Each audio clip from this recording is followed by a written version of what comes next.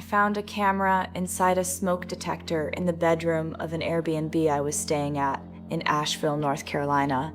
Not a nanny cam on a shelf, not a Ring camera by the door, a pinhole lens embedded in a functioning smoke detector mounted directly above the bed. I found it because the red indicator light blinked twice when I turned the bedroom light off. Smoke detectors don't blink when lights go off. Cameras do. They adjust to the change in light. That blink was the camera recalibrating to night vision, and it was pointed straight down at the bed where I had been sleeping for 2 nights. In a listing with 147 5-star reviews, Superhost badge, a welcome basket with local chocolates, and a handwritten note that said, "Make yourself at home." I had made myself at home. I had changed in that room. I had slept in that room. I had FaceTimed my boyfriend from that bed in a t-shirt and underwear. For 2 nights, a camera 6 feet above my face had been recording everything, and the person who put it there had a key to the front door and knew exactly when I checked in and exactly when I was leaving. I was 26. This was June of 2024. I was in Asheville for a friend's bachelorette weekend. 4 of us had rented an Airbnb in a neighborhood called Montford, a cute craftsman bungalow, 3 bedrooms. I had the master. My friends had the other 2. The listing was perfect. Professional photos, detailed description. Every amenity you could want. Coffee maker, record player, a fire pit in the backyard. The host's name was Greg. He messaged us the day before check-in with door codes and restaurant recommendations. He seemed normal, friendly, attentive, the kind of host who gets 147 5-star reviews because he thinks of everything, including where to hide a camera. Subscribe right now if you haven't. What I discovered when I took that smoke detector off the ceiling is something Airbnb tried to bury. Drop a like to. 1 second. On the second night, I was lying in bed, scrolling my phone with the lights off. The room was dark, except for my screen. I happened to glance up at the smoke detector. That's when I saw the double blink. Red, quick, the kind of blink you'd miss if you weren't looking directly at it. I stared at it for about 30 seconds. It blinked again, same pattern, double pulse. I got out of bed. I stood on the mattress and looked at the smoke detector up close. It looked normal from a distance, white plastic, standard round housing, but up close I could see it, a tiny hole in the center of the unit. Maybe 2 millimeters wide, perfectly round, too precise to be a manufacturing defect. I grabbed a butter knife from the kitchen. I pried the smoke detector off the ceiling. It came away from the mount with a soft click. Behind the standard smoke detection components, there was a secondary circuit board, smaller, with a micro SD card slot and a lens, a glass lens the size of a pencil eraser pointing straight down through the pinhole, connected to a small battery pack taped to the inside of the housing. The whole assembly was custom. Someone had modified a real smoke detector to contain a functioning camera. The SD card was in the slot. I pulled it out. My hands were shaking so badly I almost dropped it. I woke up my friends. I showed them. We checked every room. We found a second camera in the bathroom, same setup. Smoke detector with a pinhole lens. This one was aimed at the shower. A third was in the living room, mounted inside what looked like a USB wall charger plugged into an outlet near the couch. We found it because my friend Kayla works in IT security, and once she knew what to look for, she started scanning the Wi-Fi network on her laptop. She found 3 devices on the network that weren't any of our phones or laptops. 3 cameras, all streaming, all connected to an external IP address, all active. Someone was watching live, right now, at 1 in the morning, while 4 women stood in the living room of a rented house, holding a smoke detector with a camera inside it. Someone on the other end of that IP address could see us discovering what they had done. We covered every camera we had found with tape. We packed our bags. We left at 1:30 a.m. We checked into a hotel. I called the police at 7 a.m. They came to the hotel. I gave them the SD card. I showed them photos of the cameras. I gave them the Airbnb listing information and the host's name.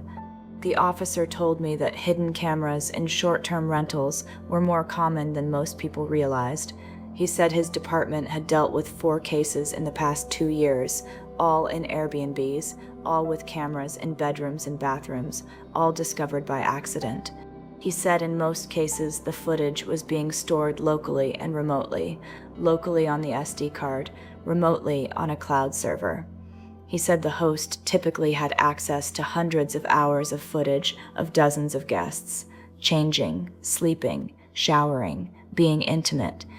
He said some of the footage ends up on websites. He didn't tell me which ones. He didn't need to. I knew that somewhere on the internet there might be video of me changing clothes in a bedroom I thought was private, video of me in the shower, video of me lying in bed at night in a house that had 100 Farsivin 5-star reviews and a welcome basket and a handwritten note that said, "Make yourself at home." I reported it to Airbnb. They removed the listing within 48 hours. Greg's account was suspended, but suspended is not banned, and banned is not arrested. As far as I know, Greg has not been charged with anything. The police told me the investigation was ongoing. That was 11 months ago. Nobody has contacted me since. I called the detective assigned to my case 3 times. The first time he said they were still processing the SD card. The second time he said the district attorney's office was reviewing. The third time he didn't answer. I left a voicemail. He never called back. The system that is supposed to protect people from being filmed in bedrooms by strangers moves at the speed of bureaucracy. And bureaucracy doesn't care how many times you were recorded changing clothes in a room you paid $189 a night to sleep in. The SD card contained footage from at least 14 different groups of guests over a 5-month period. 14 groups of people who slept and showered and changed and lived in that house, believing they were alone, believing the door was locked and the walls were solid and the ceiling was just a ceiling. I was the one who found the camera, but I wasn't the first victim. I was just the one who happened to look up at the right moment, the one who saw the blink. 147 guests before me didn't see it. They left 5-star reviews. They said the house was cozy. They said the host was wonderful. They said they'd definitely stay again. And the whole time, a man named Greg was watching them from the other side of a pinhole lens the size of a pencil eraser. Collecting footage, building a library, of people making themselves at home in a house that was never really theirs. It was always his. Every room, every angle, every moment. His. And somewhere on a server that the police haven't found yet, that library still exists. Hours and hours of people who thought they were private, who thought a locked door meant safety, who thought 5 stars meant trust. They were wrong. We were all wrong. And Greg is still out there, suspended, not banned, not arrested, not stopped, just waiting for the investigation to expire and the algorithm to forget, and the next platform to let him list another house with another welcome basket and another handwritten note and another camera the size of a pencil eraser hidden in plain sight above the bed. The Airbnb we rented had a door in the hallway closet that connected to the unit next door. Not a shared wall, a door with a working handle, unlocked on both sides. I discovered it at 2 a.m. on our second night when I heard footsteps in the closet and opened it and found myself looking into a dark hallway that was not part of our rental. A hallway with shoes by the door that were not our shoes, a coat rack with jackets that were not our jackets, and at the end of the hallway, a room with a light on, and in that room, a man sitting in a chair facing the door, facing me, like he had been waiting for me to open it. If this already has your heart rate up, drop a comment. This story gets worse. My wife and I rented the unit for a long weekend in Savannah, Georgia, October of 2023. The listing described it as the left half of a historic duplex, 2 bedrooms, 1 bath, private entrance. The right half was listed as a separate unit, same host, same building, different listing. We assumed the right half would have other guests. Fine, shared wall. Not ideal, but manageable.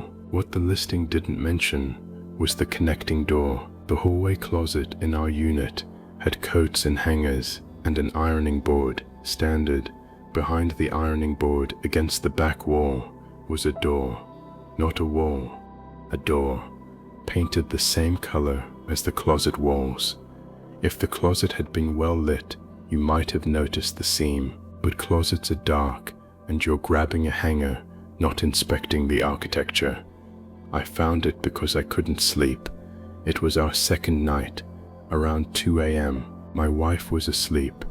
I was in bed reading when I heard a sound from the hallway, not from outside, from inside the closet. A creak, like weight on a floorboard, then another. I got up. I walked to the closet. I opened it.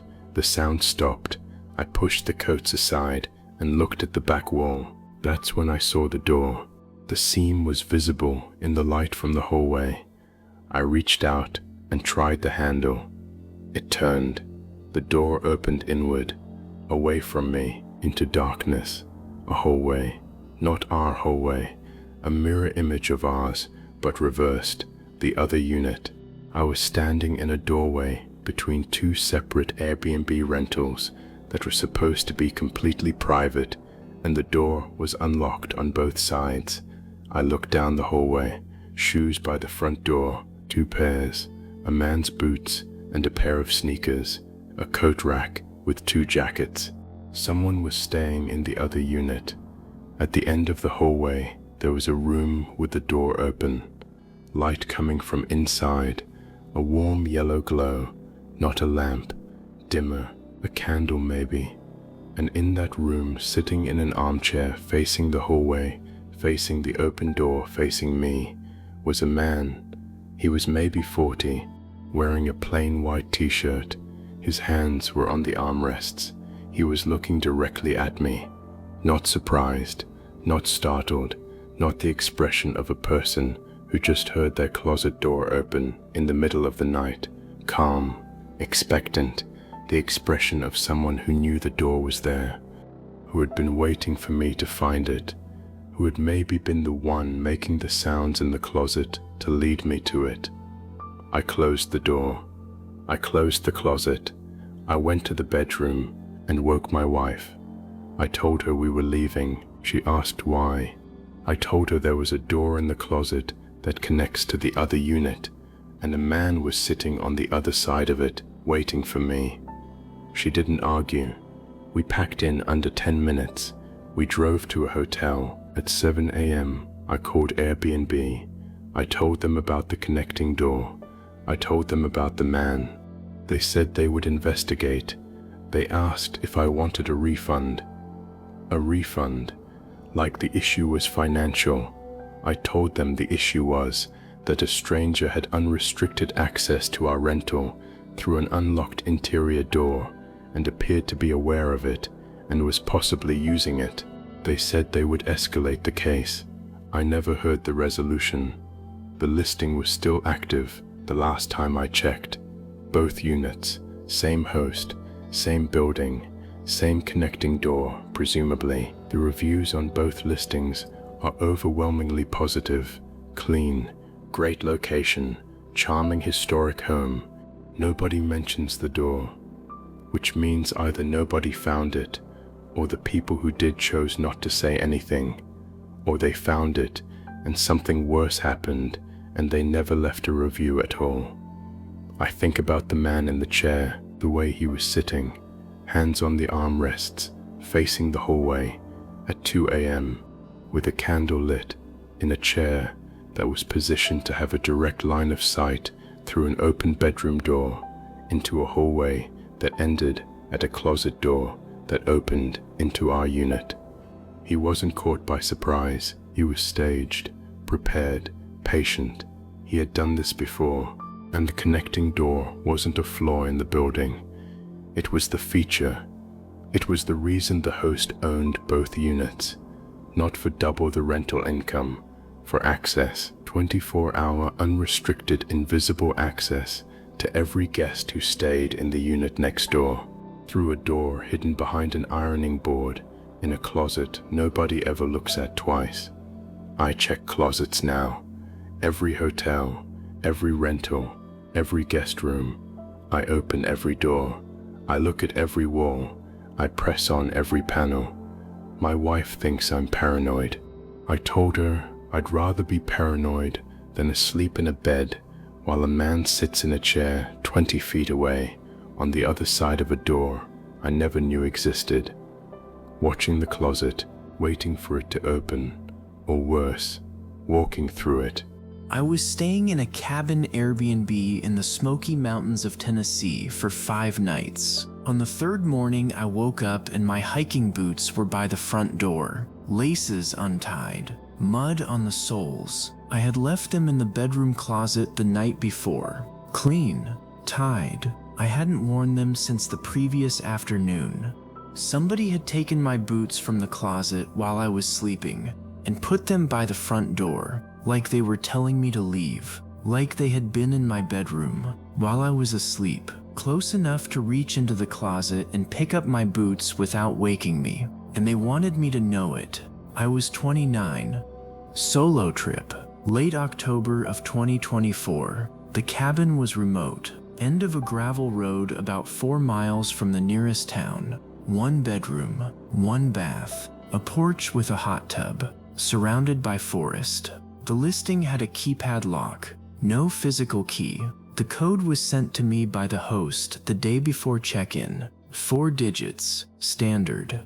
I arrived on a Monday afternoon. The cabin was exactly as advertised. Cozy, clean, wood paneling, a stone fireplace. The kind of place that looks like a postcard. I settled in.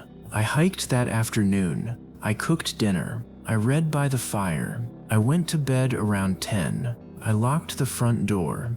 I checked the keypad. It beeped once, confirming the lock was engaged. I slept well. The first and second nights were uneventful. Then the boots. When I saw them by the front door on the third morning, I stood in the hallway for a long time trying to construct an explanation that didn't involve another person being in the cabin while I slept. Sleepwalking. I had never sleepwalked before, but maybe the altitude or the unfamiliar bed triggered it. Maybe I got up in the night, moved my boots, and went back to bed with no memory. That was possible. I almost convinced myself. Then I checked the front door. It was unlocked. The keypad showed the last entry at 3:14 a.m. Someone had entered the code and opened the door at 3:14 in the morning. The code I was given by the host. The code that only I was supposed to have. Someone else had it too, and they had used it to enter the cabin, walk past my bedroom, open my closet, take my boots, place them by the door, and leave. While I was sleeping 10 feet away, I called the host. I asked him if anyone else had the door code. He said no. I told him about the boots. I told him about the 3:14 a.m. entry. He was quiet for a moment. Then he said the code resets between guests. He said nobody else should have it. He said it was probably a malfunction. The keypad sometimes logs phantom entries. I asked him if the keypad sometimes moves hiking boots too. He didn't laugh. He said he'd send someone to check the lock. Nobody came. I changed the code myself that afternoon. I set it to 4 random digits that nobody knew. I put the boots back in the closet.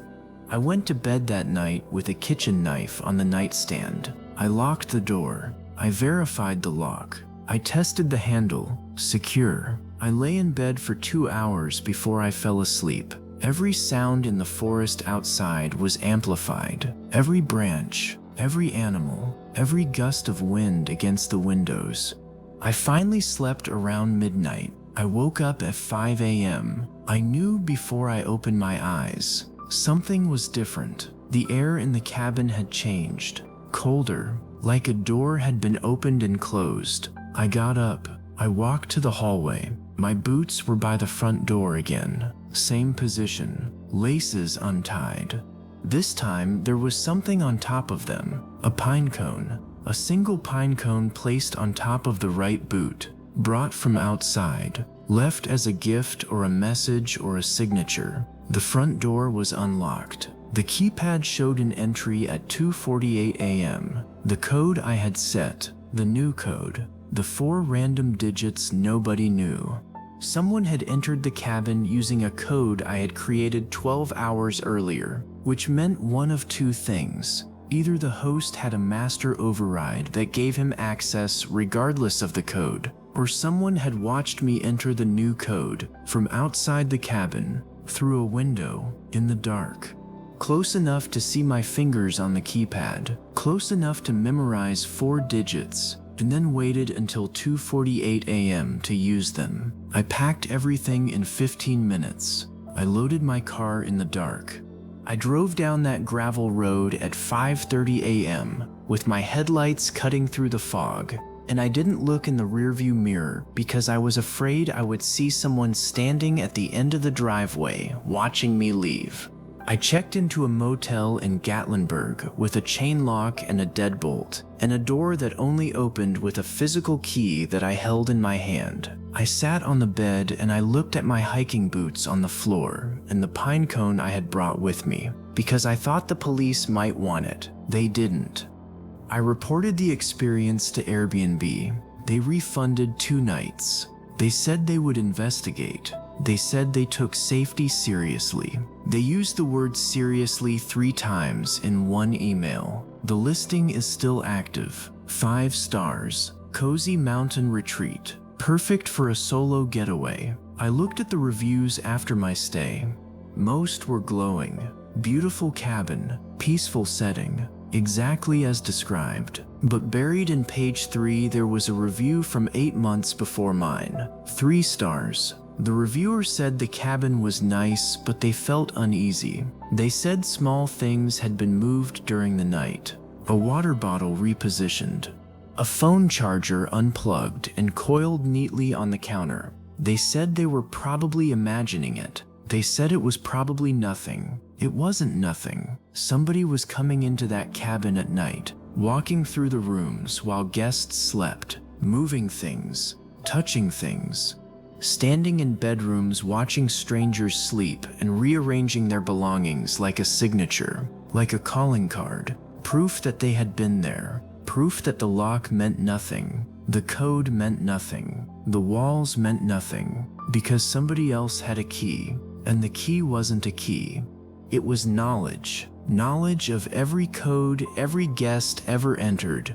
Knowledge of every room and every closet and every pair of boots left in the dark, and the patience to wait until 3 a.m. to use it. Every single time. I think about that pine cone sometimes, sitting on top of my boot, placed there with care. Not dropped, placed, by a hand that had been in my bedroom, by a person who had stood over me while I slept and decided that tonight wasn't the night for whatever they were building toward. Tonight was just a visit, just a reminder.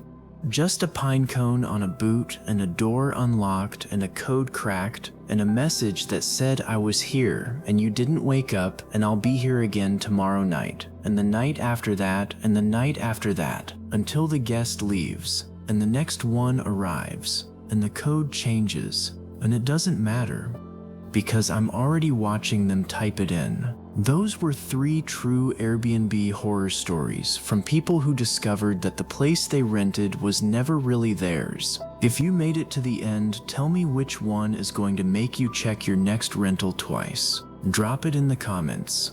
If you've had a disturbing experience in a short-term rental, leave your story below. The most unsettling ones get featured in future videos. Subscribe if you haven't.